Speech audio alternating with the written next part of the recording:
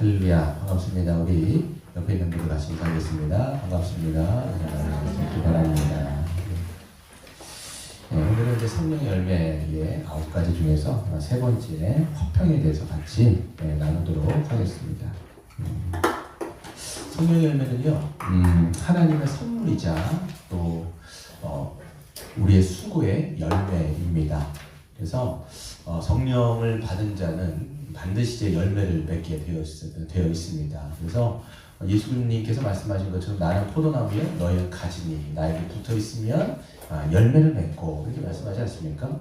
우리가 그리스도를 믿는 자는 그리스도 안에 속한 자예요. 그리스도께 뿌리가 박혀 있는 자라고 말씀드릴 수가 있죠. 그렇기 때문에 그리스도와 연합되어 있기 때문에 그분의 모든 자양분을 통해서 우리의 삶 가운데 열매가 맺혀지게 됩니다. 그게 성령 열매입니다. 성령의 사람은 반드시 성령의 열매를 맺을 수밖에 없어요. 자연스러운 이치입니다. 그래서 우리가 수요 예배 때 했던 거에 이제 있죠. 첫 번째는 사랑이 있습니다. 사랑도 마찬가지죠. 예수 그리스도의 십자가의 사랑을 받은 자는 반드시 삶 속에서 그 사랑의 열매가 맺혀지게 되는 거죠. 두 번째가 희락입니다. 기쁨이죠. 예수 그리스도 안에서 예수님을 즐거워하고 하나님을 기뻐할 때 우리의 삶 가운데 그 기쁨을 누리게 되어지죠. 그 기쁨의 열매가 있는 겁니다. 그래서 이 기독교적인 기쁨은 상황에 별로 좌우되지 않습니다. 그래서 어떤 상황이라 할지라도 하나님을 바라봤을 때 하나님께서 주시는 그 기쁨을 우리가 누리게 된다라고 성경에서 약속하고 있습니다. 세 번째는 이제 화평의 열매입니다. 오늘 이제 이 화평에 대해서 성경적인 화평이 무엇인지 우리가 살펴보고 또 우리 삶 속에서 그 화평이 어떻게 드러나는지 한번 말씀을 통해서 같이 나누고자 합니다. 먼저는요, 우리 이제 화평에 대해서 살펴볼 텐데 이 화평은요, 그 영어로는요 이제 peace라고 번역이 되어 있어요. 여러분 알고 계세요? peace 우리가 이제 평화할 때 그 peace로 번역이 되어 있고요. 그다음에 헬라어로는 에이레네라고 번역이 되어 있습니다. 그래서 은혜와 평강 가운데 너희가 있기로나노라라고 하는 사도 바울의 보면 이제 서신서에 보면 은혜와 평강할 때 그 평강은 다 이 에이레네예요. 이 화평이라고 우리가 볼 수가 있습니다. 그리고 이제 세 번째 이제 히브리어로는 이제 샬롬이라는 말, 우리가 이 인사말 하지 않습니까? 샬롬. 이 샬롬이 바로 이 화평을 뜻합니다. 그런데 이게 영어로는 피스, 헬라어로는 에이레네, 그리고 히브리어는 샬롬. 근데 이게 다 한국말에는 다 다르게 번역이 되어 있어요. 그래서 어떤 데는 화평, 또 어떤 데는 평화, 또 어떤 데는 평강, 어떤 데는 평안, 이렇게 다 바꿔서 번역이 되다 보니까 다른 단어 같지만 다 똑같습니다. 다 똑같아요. 그래서 보시면 우리는 화평이다라고 얘기했을 때는 여러분 기억하셔야 될 게 뭐냐면 1차적으로는 이게 사회적인 용어예요. 사회적인 관계를 뜻할 때 쓰는 용어입니다. 그래서 관계가 화평하다 이렇게 얘기하는 거예요. 1차적인 의미입니다. 그래서 이 전쟁이 없는 상태, 그래서 피스라고 얘기하는 거죠. 근데 이 화평이 이제 심리적인 용어라든지 또 정신적인 어떤 우리의 마음적인 상태도 이야기할 때 또 씁니다. 그게 1차적인 거예요. 그래서 관계가 화평할 때 주어지는 것이 이 평강, 평안, 뭐 내게 강 같은 평안, 뭐 이런 게 있지 않습니까? 그때는 이제 심리적인 것들을 이야기하는 거죠. 그래서 보시면 1차적으로는 관계인데 누구와의 관계냐라고 얘기하면 이거는 하나님과의 관계죠. 그럼 우리가 근데 기억하셔야 될 게 뭐냐면 이 죄인은 이제 우리가 하나님 믿지 않았을 때 하나님과의 관계는 원래 어떤 관계냐면 불화한 관계예요. 이거 화평 관계가 아니에요. 그러니까 원래는 우리는 죄인이고 하나님은 거룩하신 하나님이시며 심판하신 하나님이란 말이에요. 그렇기 때문에 그 하나님과 우리의 관계는 불화, 그러니까 화목하지 않다는 거예요. 전쟁 중에 있다는 거예요. 그분의 진노 아래 있습니다. 그분의 심판 아래 있습니다. 그게 우리가 원래 하나님의 관계가 그랬다는 거예요. 그러니까 여러분 뭐 우리가 하나님과 관계가 깨져 있고, 그러니까 여러분 성경 로마서에서 보면 뭐라고 되어 있습니까? 우리가 원수 되었을 때 누구의 원수냐면 하나님의 원수였다는 거예요. 그리고 에베소서에서 뭐라고 되어 있습니까? 우리가 하나님의 진노의 자녀였다 이렇게 되잖아요. 그럼 하나님의 진노 가운데 있는데 어떻게 마음적으로 여러분 그 평강이 있을 수가 없지요, 당연히. 그러니까 원래 우리는 그런 존재였다라고 성경이 선언하고 있는 거예요. 그게 원래 우리의 존재인 거예요. 근데 하나님이 우리 같은 자들을 불쌍히 여기셔서 어떻게 하십니까?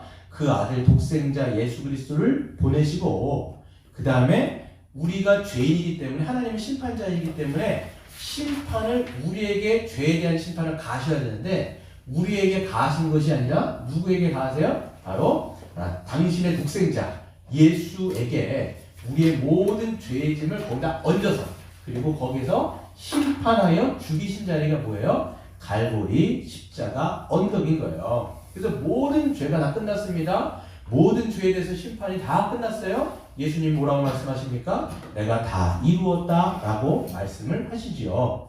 그렇기 때문에 예수님께서 우리를 위해서 화목제물 되신 거예요. 이게 화목제물. 하나님과 우리 사이를 화평하게 하는 제물이 되셔서 이제는 예수 그리스도를 믿는 자는 하나님 안에서 어떤 관계를 맺어요? 화목한 관계, 화평한 관계를 이루게 된다라는 것이죠. 여러분이 그렇기 때문에 예수 그리스도를 믿으면 그리스도 안에 있고 이제는 하나님과 불화한 관계가 아니라 하나님 앞에 화평한 관계로 여러분 이제는 하나님을 뭐라고 부르실 수 있습니까? 아바, 아버지, 내 아버지, 우리 아버지라고 부를 수가 있는 거예요. 감히 여러분 우리가 어떻게 그 공의로우신 하나님 앞에 아버지라고 얘기할 수 있겠습니까? 아무도 그럴 수가 없어요. 유대인들도요 하나님이라는 그 존재 자체가 너무나 거룩하기 때문에 그 사람들은요 하나님의 이름을 입 밖으로 내기를 꺼려했던 사람들입니다. 그 정도로 그 여호와 하나님이 거룩하시기 때문에 두렵고 떨림인데 그 하나님을 뭐라고 얘기할 수 있어요? 우리는 이제는 아빠라고 얘기할 수 있는 존재가 되었다라고 얘기하는 것입니다. 거기서 주어지는 여러분 심리적인 또 정신적인 마음의 상태가 뭐냐면 화평이에요. 평강이에요.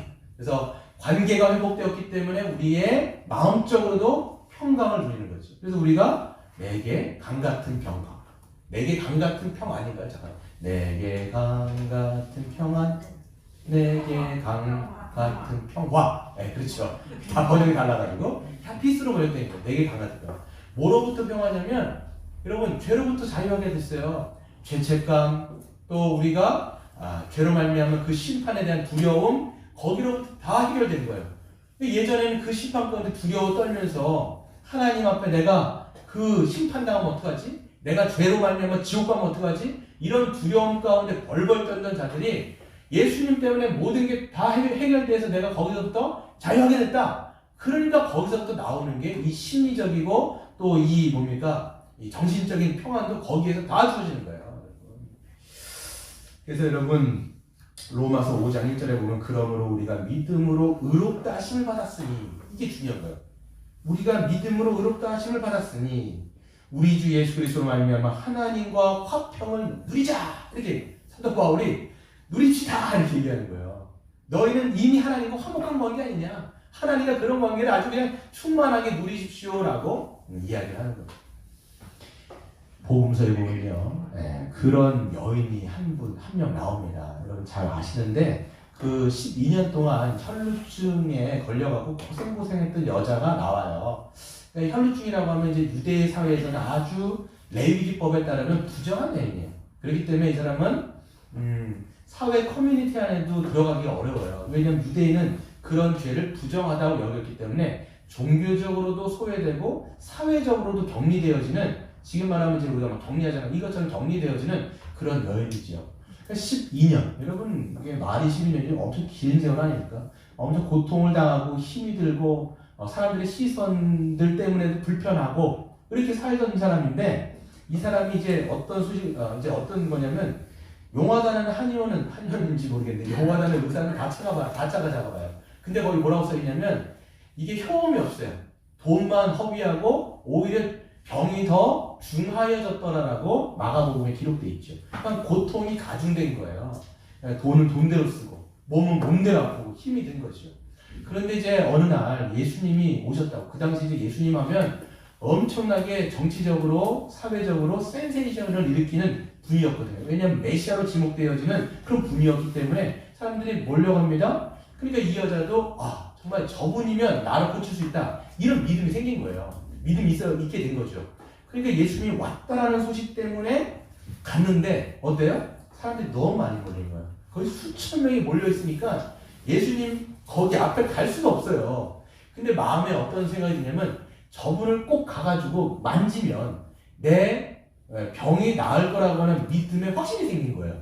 그러니까 사람들이 자기를 어떻게 생각하든 자기를 어떻게 지금 보든 나는 빨리 병을 고쳐야 되는 거예요 지금. 그럼 12년 동안 알았으면 얼마나 고통스럽겠습니까? 그러니까 이분만 나의 소망인 거예요. 이분만 나의 유일한 소망이기 때문에 막 보면 헤쳐나가요. 사람들을 막 헤쳐나가가지고 예수님의 옷자락에 살짝 했을 거예요. 그냥 만진 것도 아닐 거예요. 왜냐면 사람들 막 이렇게 왔다 갔다 하니까 얼마나 이렇게 합니까? 그러니까 살짝 예수님의 그 뒤에 옷자락을 딱 댄 거예요. 근데 그 순간, 되는 순간 어떤 느낌이 딱 들었냐면 혈루의 근원이 말랐던, 혈루의 근원이 마르게 됐다는 것을 본인이 알았어요. 예, 그걸 자기가 딱 느꼈단 말이에요. 깜짝 놀랐죠. 그리고 빨리 그 인파 속을 헤쳐가고 도망가려고 했는데 뭐라고 하냐면 되는 순간 예수님이 어떤 느낌을 받냐면 자기에게서 능력이 나간 줄을 아시고 이렇게 있어요. 예수님 딱 알았죠. 그러면서 얘기합니다. 누가 나를 믿음으로 만졌느냐. 이렇게 얘기한 거예요. 그랬더니 제자들이 뭐라고 얘기하냐면 아유 선생님 주님 지금 이렇게 인파가 많아갖고 사람들이 미는 거 안 보이십니까? 이건 만진 게 아니라 민 겁니다. 이렇게 얘기를 했어요. 그런데 예수님이 뭐라고 하냐면 아니다. 누군가가 수많은 사람들은 이렇게 지금 왔지만 누군가가 믿음으로 나에게 와서 나를 만졌다. 이렇게 얘기하시는 거예요. 이거를 무리를 향해서 말씀하셨기 때문에 거기에 있던 이 여인이 듣고 두려웠던 거예요. 그리고 이실 입고 직고를 해버린 거죠. 선생님, 내가 이런 일을 해가지고 당신을 옷자락에 손을 댔습니다. 그랬더니 예수님이 뭐라고 말씀하세요? 따라 너의 믿음이 너를 구원하였다. 평안히 가. 따라 너의 믿음이 너를 구원하였다. 평안히 가라. 이게 뭐예요 여러분? 하나님의 구원이 그 여인에게 임한 거예요. 지금 사회적으로도 격리되었고 종교적으로도 하나님 앞에 들어갔어요. 이 여자는 성전에 못 들어갔을 거예요. 못 들어갔을 거예요가 아니고 못 들어갔어요. 부정한데 어떻게 성전에 들어가가지고 예배를 드릴 수 있습니까? 제사도 못 지내죠 당연히. 그랬던 여인이 이제는 하나님의 음성을 들은 거죠. 내 딸아, 이렇게 내 딸아. 이 누구의 음성이에요? 하나님이 그 여인에게 말씀하신 거 아닙니까? 그 순간 하나님과의 관계가 회복됐다는 것을 믿게 되어지고 또 어떻게 됩니까? 그리고 평안히 가라. 거기서 오는 화평, 에이렌의 샬롬 이걸 누리게 되어지고 그 여인의 마음이 어땠을까? 여러분이 만약에 그 12년 동안 그 혈루증에 여러분 그 걸려가지고 그냥 몸이 아픈 거를 뿐만 아니라 사회적으로 인식이 그래. 유대인들이 그 여자를 볼 때마다 저 여자 부정한 여인이야. 그럼 속으로도 이 사람 어떻게 생각했을까요? 내가 무슨 죄를 졌길래 이렇게 내가 고통스럽게 하나님으로부터 심판을 받아야 되지? 그러니까 이 여인은 다 자기가 이렇게 몸이 아프고 혈루증에 걸린 게 다 자기의 죄 때문이라고 무조건 생각했을 거예요. 그러니까 이런 심리적인 압박 가운데 모든 게 해방되죠. 왜요? 다 이것이 해결되었고 분명히 제사장에게 가서 자기가 부정한 자가 아니라 이제는 회복된 자라고 얘기했을 것이고 그러면 모든 사람들이 어떻게 봅니까? 그 모든 시선과 죄책감과 그 심판과 그 두려움으로부터 다 해방. 거기서부터 오는 게 화평인 거예요. 그러니까 하나님은 우리에게 화평을 선물로 주셨다라고 여러분 믿으시기를 바랍니다. 그럼 이것이 여러분 그 여인에게 일어난 사건이 아니라 우리에게 일어난 거예요. 우리 같은 죄인, 우리 같은 부정한 자가 하나님 앞에 설 수도 없는 자가 늘 죄책감 가운데 하나님의 심판과 그 진노의 두려움 가운데 있던 자가 이제는 하나님을 만나고 너는 내 아들이라, 내 사랑하는 내 아들이라, 너는 내 사랑하는 내 딸이라 이렇게 말씀하신 그분의 음성을 듣고 거기에서부터 주어지는 그 해방과 자유, 거기서 오는 그 평강, 그것이 우리에게 있다라는 것이죠. 그렇기 때문에 여러분 성경에서 나오는 화평, 평강은요 아무런 문제가 없는 상태를 우리가 생각하기도 하는데 그렇지 않습니다, 여러분. 그래서 하나님과 이 화평한 관계로 말미암아 누려지는 평강은요 상황하고 좀 달라요. 근데 여러분 우리가 생각해 보면요 이 세상에서 말하는 평화는요 조금 우리 기독교랑은 좀 다릅니다. 왜 그러냐면 여러분들이 우리가 일반적으로 얘기할 때 평안하십니까? 물어보면 이게 어떤 뜻이 담겨 있죠? 여러분 요즘 평안하시죠? 이렇게 물어볼 땐 어떤 말이에요? 요즘 별 문제 없으시죠? 이런 얘기거든요. 별 문제가 없으면 우리는 평화롭다. 우리의 마음이 화평하다.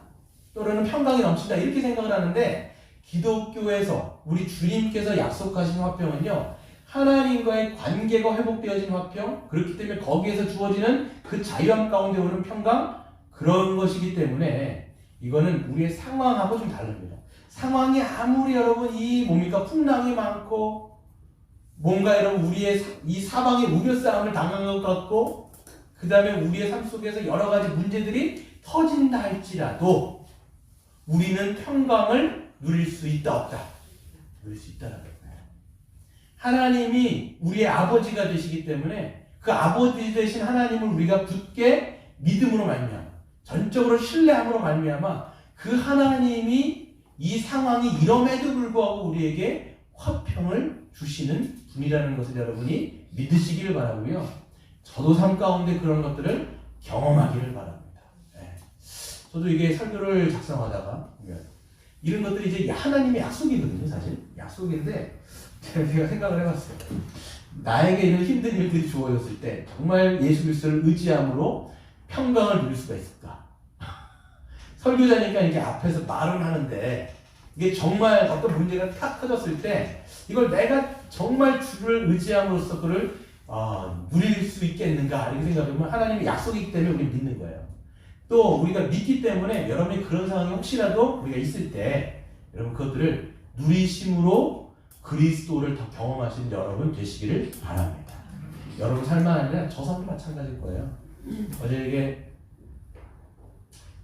설교를 딱 작성하고 있는데 집에서 전화가 왔어요. 아내한테 전화가 와가지고 유리창이 깨졌다라는 거예요. 주한이가 뭐 하여튼 애들하고 놀다가 발로 탁 차가지고 유리가 탁 깨졌다라는 거예요. 그래서 약간 애도 다치고 이게 막 유리가 다 깨져가지고 막 그랬다라는 거예요. 그 순간 화평이 깨졌어요. 그래갖고 설교를 작성하다가 심란하더라고요. 빨리 갈까? 근데 아무튼 우리는요 이게 굉장히 삶 속에 있다 보면 이 화평이 깨질 만한 일들이 많이 주어져요. 근데 그럴 때 뭐 이건 작은 일이죠. 이게 여러분들이 이제 있을 때 큰 굵직굵직한 일이 있을 거예요. 그러니까 살다 보면 풍랑이 얼마나 많습니까? 근데 보면 복음서에서도 보면 제자들하고 예수님이 배를 타기만 하면 뭐가 부냐면 풍랑이 불어요. 참 이상해요. 복음서에 보면 배를 타고 옮기려고 하면 풍랑이 불어갖고 막 배가 뒤집어질만 하고 막 그런데 예수님이 그 제자들에게 항상 무엇을 보게 하시느냐면 누가 하나님인지 그리고 하나님을 믿는 자들이 그 거친 풍랑 가운데서 어떻게 화평을 누리게 되는지를 보여주시는 게 성경의 기록이에요. 풍랑 가운데도 하나님께서 우리를 붙잡아 주시고 거기서 오게 되어지는 평강을 누리시는 여러분 되시기를 바랍니다. 두 번째 보시면 하나님은요 이 화평이라는 것은 선물로 주신다고 말씀드렸어요.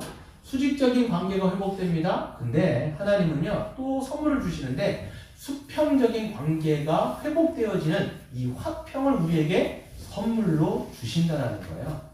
그래서 여러분 예수 그리스도의 십자가를 보시면 그리스도께서 십자가에 달리시지 않습니까? 그러면 그 십자가는 수직적인 것도 있지만 수평적인 게 있습니다. 수직적인 것은 우리 이 죄인이 하나님과의 관계가 회복되어져서 화평을 누리고요. 수평적인 것은 뭐냐면 이 죄인들이 여러분 죄인들이라는 게 여러분 자기 본성적이고 얼마나 개인주의적이고 자기만 알고 자기중심적이고 그런 자들이 그리스도 안에서 화평을 누리는 거예요.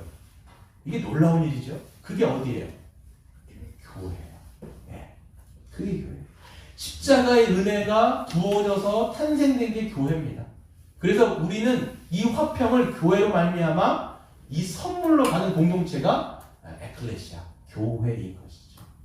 말씀을 한번 찾아볼까요? 우리 에베소서를 한번 읽어보시면요. 거기에 화평이라는 단어가 얼마나 많이 나오는지 몰라요. 에베소서 2장이요. 이미 우리가 봤죠. 2장 14절부터 17절을 보세요.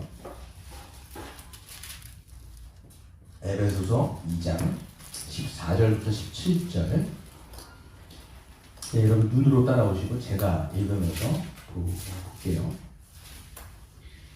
311페이지입니다. 신약성경 311페이지. 에베소서 2장 14절부터 17절 311페이지 신약성경 보세요. 그는 누굴까요? 예수님은 우리의 화평이신 자. 여기 화평이 피스예요. 에레네로 번역됐습니다. 둘로 하나를 만드사. 둘은 누굴까요? 이방인과 유대인이에요. 지금 에베소 교회는요 섞여 있어요.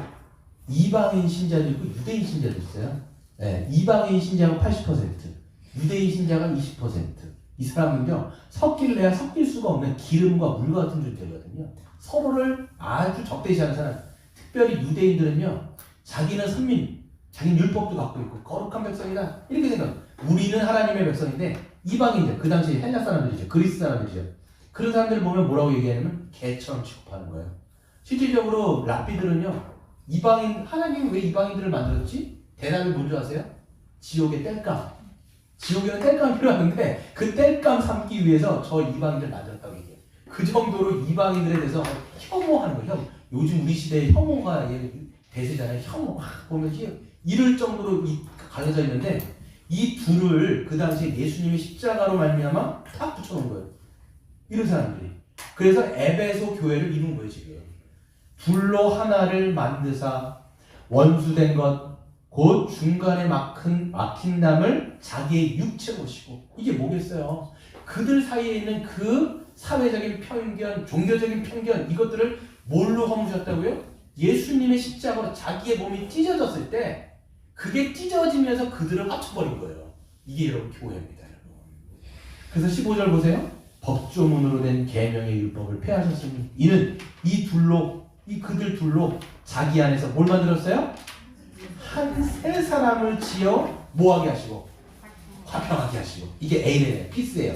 이것을 하나로 만드시고 또 십자가로 이 둘을 한 몸으로 하나님과 화목하게 하려 하십니다. 원수된 것을 십자가로 소멸하시고 또 오셔서 먼데 있는 너희에게 뭐를 전하셨어요? 평안을 전하셨고. 보세요. 이 평안이 피스 에이레네. 한글 번역 다 이게 좀 다양하게 번역된데 이게 다 피스 에이레네 다 똑같은 말이에요.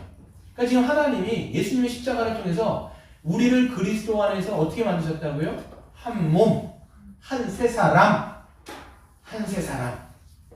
이게 여러분 스토트 목사님 뭐라고 얘기하냐면 세상에는 전혀 없는, 한 번도 있어보지 않은 그런 새로운 인류가 이 땅 가운데 태동했다. 그게 교회예요. 그러니까 교회는 세상에 없는 존재들인 거예요. 그러니까 우리는요 지금 보면요 각자 다양한 방길산, 방주환, 윤영자, 우리 김미화 이렇게 다 각각인 것 같잖아요. 개개인인 것 같잖아요. 그게 아니라는 거죠. 그리스도의 피를 수혈받고 그렇기 때문에 우리 안에 예수님의 피가 수혈되어져서 저건 더 이상 AB형이라는, 물론 AB형도 생물학적으로는 우리가 제가 AB형이지만 이제는 예수 그리스도의 보혈이 우리 안에 있기 때문에 A형, B형, O형, A형 이게 아니라 예수의 혈액형으로 만들어져서 이제는 우리가 그리스도 안에서 한 몸, 그리고 한 가족이라고 성경이 선언하고 있는 거예요. 여러분 이걸 믿으십니까, 여러분? 네. 여러분 이걸 믿는 게 구원받는 믿음이에요. 여러분 우리가 선물을 받은 게 하나님과의 관계만 회복된다 이게 아니라니까요. 여러분 하나님과의 관계가 회복되었을 뿐만 아니라 이제는 우리가 수평적으로도 관계가 회복되어졌다라는 믿음을 가지고 구원받는 거예요. 여러분 개인 신앙이라는 거는 결코 존재하지 않습니다.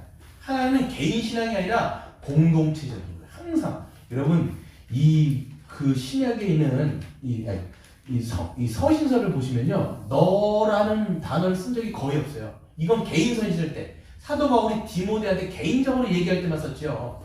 나머지는 다 뭐라고 돼 있어요? 너희예요. 이게 누구에게 쓴 거예요? 교회에게 쓴 거예요. 교회에게. 그러니까 우리는요 하나님의 그 말씀을 받고 우리가 하나님 앞에 이 살아가는 이건요 다 공동체적인 부분들이 굉장히 크다라고 말씀을 드릴 수가 있습니다. 그래서 여러분 교회의 본질은요 화평이에요. 화평. 하나님이 주신 선물 여러분 누리시길 바랍니다.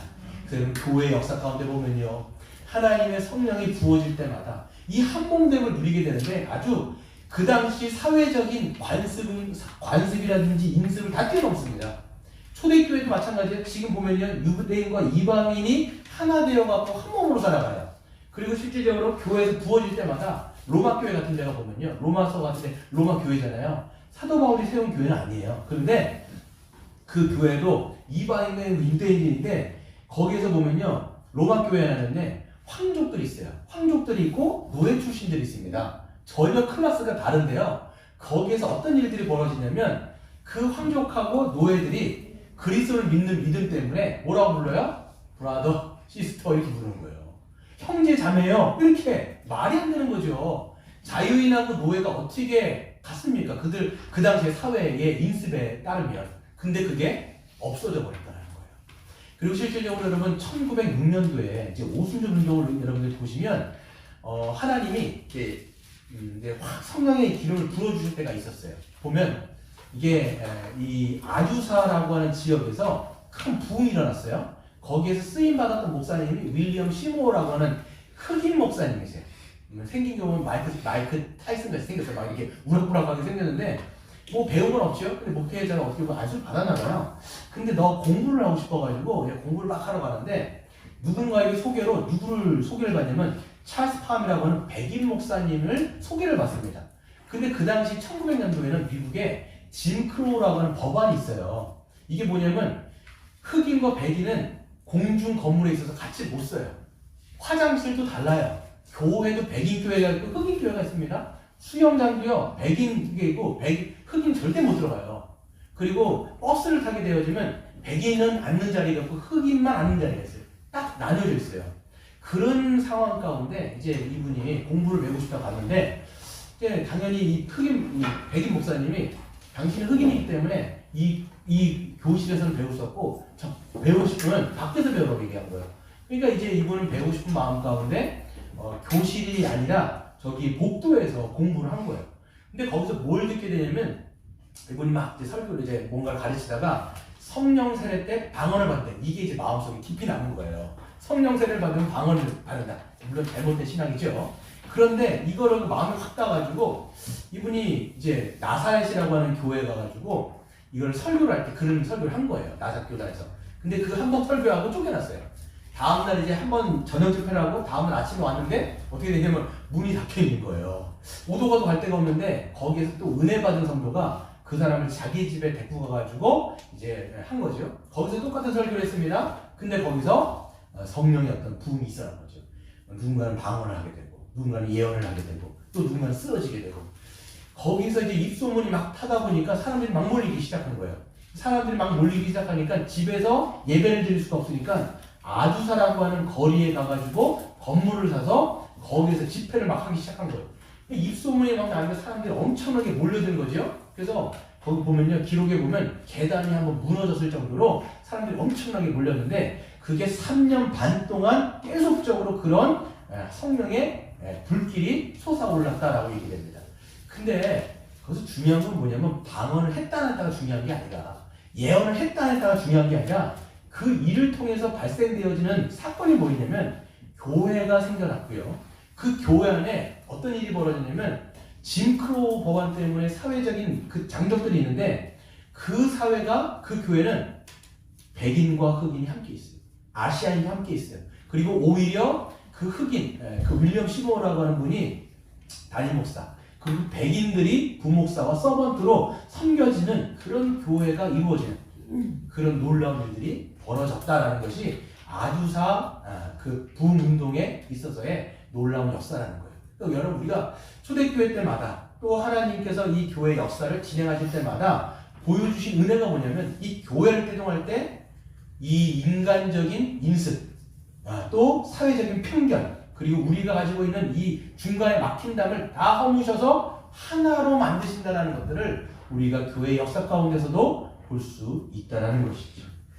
여러분 그렇기 때문에 하나님이 주시는 이 평화, 이 평강은 선물이에요. 우리가 이것을 누리는 거죠. 정말 우리가 교회됨을 받아들이고 있는가? 여러분 사도신경을 우리가 봤습니다. 사도신경이 뭐라고 얘기합니까?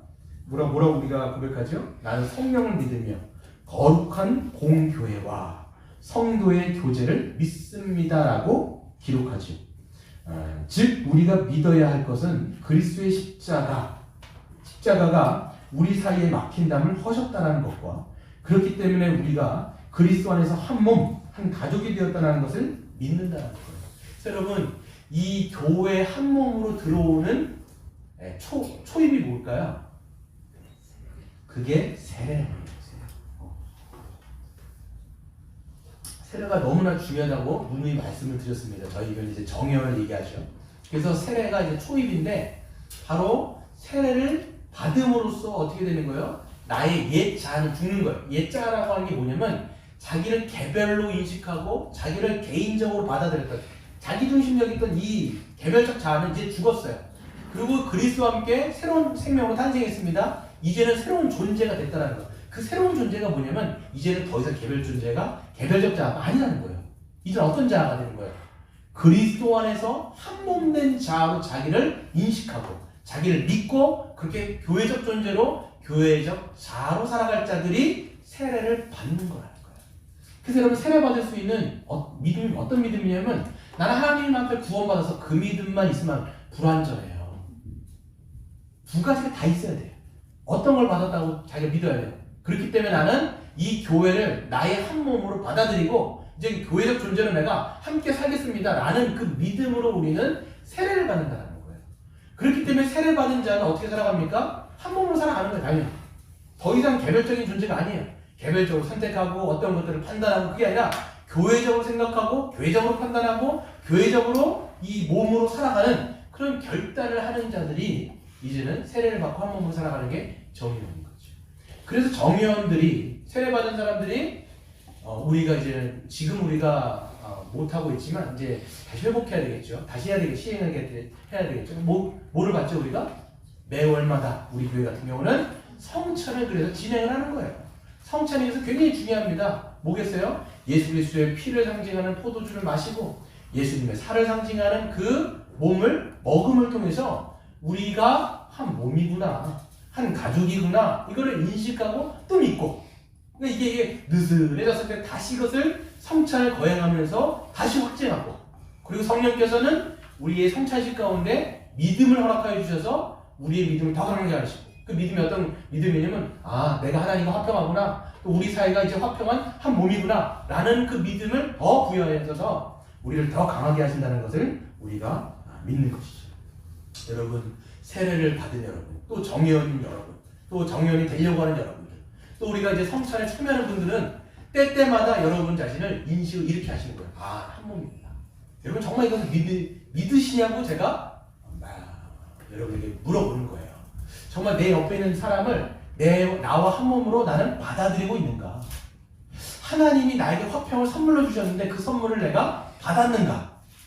받아들였는가를 여러분들이 생각해 보셔야 돼요.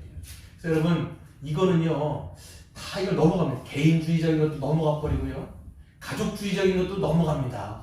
이걸 다 넘어가서 이제는 우리가 한 몸으로 이제는 묶였고 한 운명 공동체구나라는 것들을 그 인식하에 우리는 움직이게 되는 게 물대농산 교회라고 여러분들이 생각하셔야 돼요. 마지막으로 그렇기 때문에 여러분 화평은요 하나님이 주시는 선물인 동시에 지속적으로 추구해야 할 덕목이기도 해요. 선물로 받았는데 이게 또 여러분의 성화의 삶 속에서 추구해야 될 것이 화평이에요. 가령 여러분 열매라고 하는 게 하나님이 주시는 선물이잖아요. 하나님이 비를 주시고 또 이렇게 때때마다 햇볕을 주셔서 열매를 맺게 되어지는데 여러분 누구의 수고가 필요합니까? 농부의 수고가 필요한 거예요. 성령의 열매가 많잖아요. 화평이 여러분 우리에게 선물로 주어진 것이지만 이 열매를 가꾸는 것은 또 이 농부의 수고가 필요합니다. 여러분의 성화의 삶 가운데 이 화평의 열매가 맺혀지기를 바랍니다. 그럼 어떻게 우리가 화평의 열매를 맺을 수 있을까 보시면 성령의 열매는요 모두 여러분 보세요. 성령의 열매를 보세요. 개인주의적으로 살아갈 때 여러분 맺힐 수가 절대 없습니다. 사랑, 희락, 화평, 그 다음 뭐예요?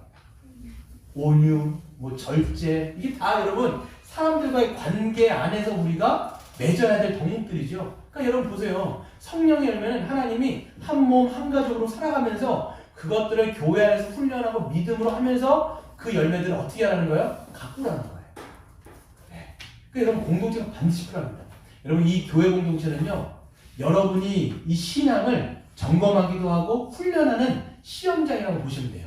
여기서 그런 덕목들을 잘 훈련해서 여러분의 가정에서도 여러분의 직장에서도 그렇게 살아가는 거예요.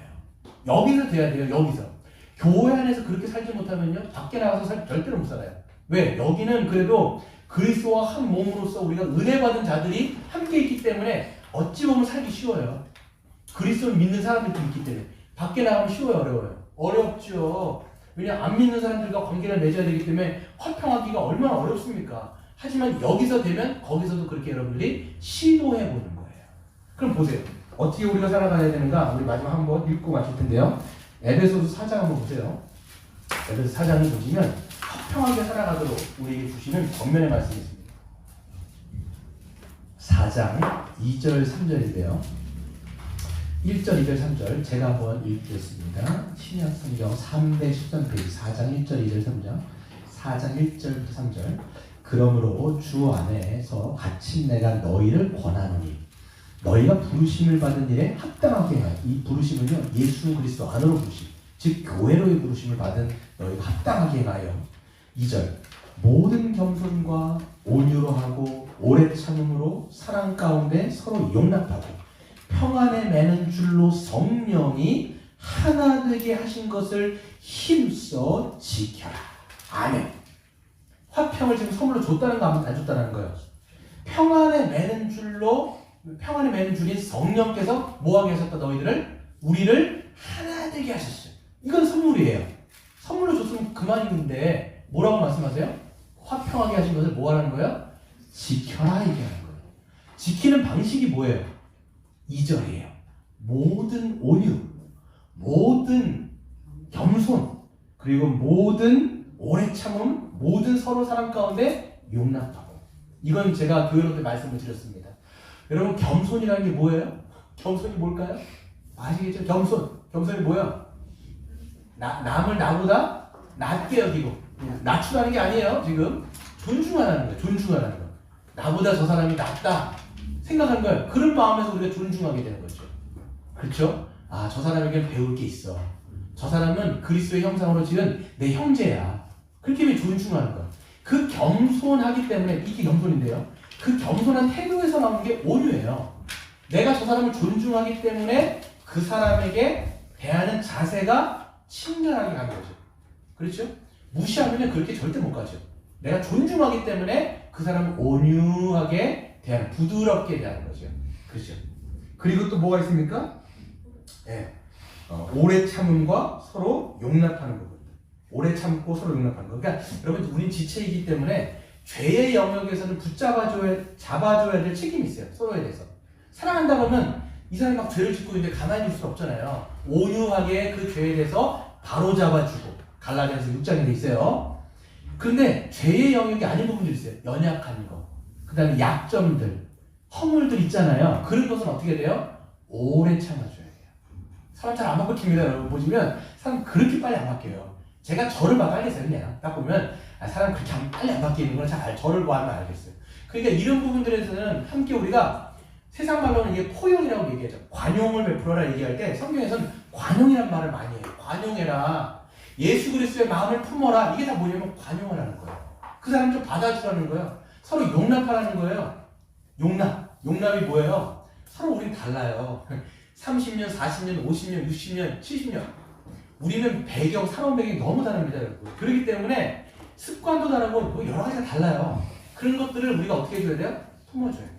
아, 다르다라는 걸 인식하고, 그러니까 우리가 말을 우리가 할 때 틀렸어라는 말이요. wrong이잖아요. 이거는 정말 어떤 문제가 틀렸을 때를 wrong 그러지만 우리가 말할 때 뭐라고 해? 너는 나와 달라 이렇게 얘기해요. 다른 거. 다른 것들을 받아주고 용납하고 품어주는 거. 이렇게 우리가 할 때에 화평을 누리게 되는 거예요. 여러분 삶 속에서도 화평의 열매가 맺혀지는 거예요, 지금. 참기 어려운 거 있잖아요. 그때 참는 거예요. 이러면서 화평의 열매가 맺혀지는 거예요. 온유하기 쉽지 않잖아요. 근데 온유한 거예요. 그러면서 화평의 열매가 맺혀지는 거예요. 서로 용납하기 쉽지 않을 때, 용납하면서 화평의 열매가 맺혀지는 거예요. 하다 보면 어느덧 가는데 열매가 이따만해지는 거죠. 여러분 열매 얼마나 합니까? 요만합니까? 이만합니까? 얼마나 하세요? 열매.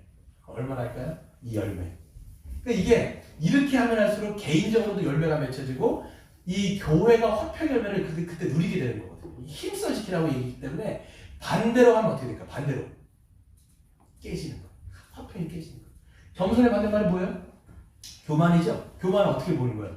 다른 사람을 깔보는 거예요. 아이 니까지 것이 뭐 아이고 이렇게 하면서 폄하, 무시 이렇게 하는 거예요. 그냥 자기 알로 보는 거죠.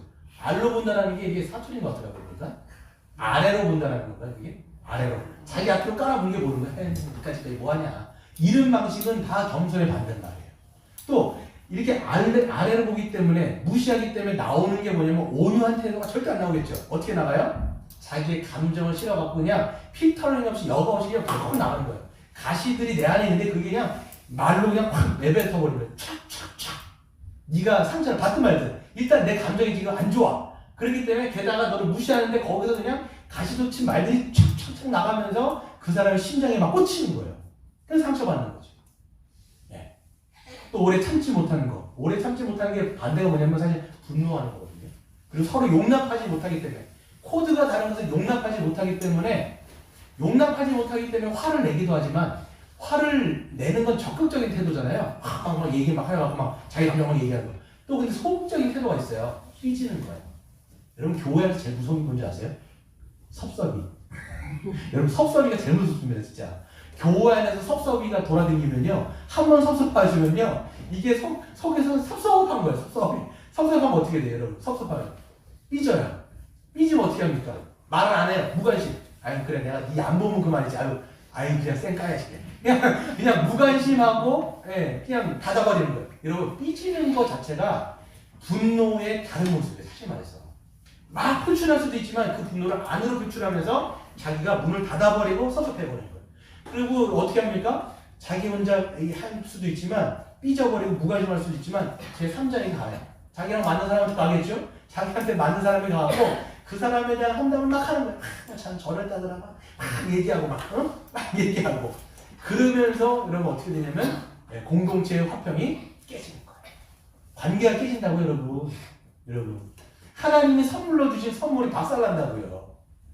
어제 제가 전화를 했는데 알고 와보니까 이제 주한 얘기 어제 가정 예배 드리면서 네 얘기를 아빠가 좀 예화로 쓸 건데 괜찮냐고 물어봤는데 쓸게요 그냥. 그래서 어제 보니까 애들이 막 놀다가 뭔가를 찾으려고 이 비타민 영양집사가 우리 집에 준 선물로 준 집에 비타민인데 그걸 찾으려다가 애들이 막 찾다가 들어간 거예요 애들이.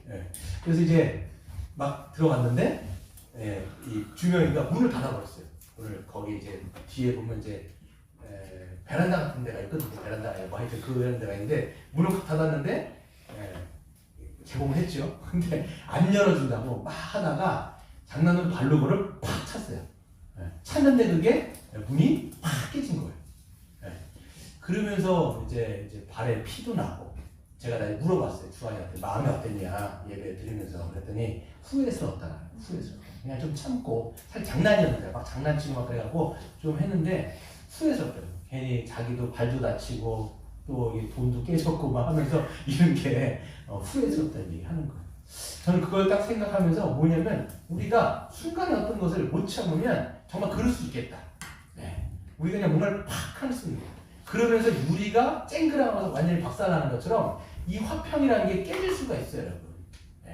우리 잘 생각해 보셔야 돼요. 그래서 우리가 하는 어떤 말이라든지 행동이라든지 이것이 화평을 도모하는데 우리가 한몸됨으로 힘써 자라가는데 내가 지금 정말 적극적으로 힘쓰고 있는지 아니면 내가 그 반대로 화평을 깨는 그런 말이라든지 그런 어떤 행동들을 하고 있는지 생각해 보면서 가정도 그렇고요. 여러분 우리 교회도 그렇고 여러분 직장 안에서 여러분이 화평케 되어지는 주님의 도구가 되시기를 주의 이름으로 축원드립니다.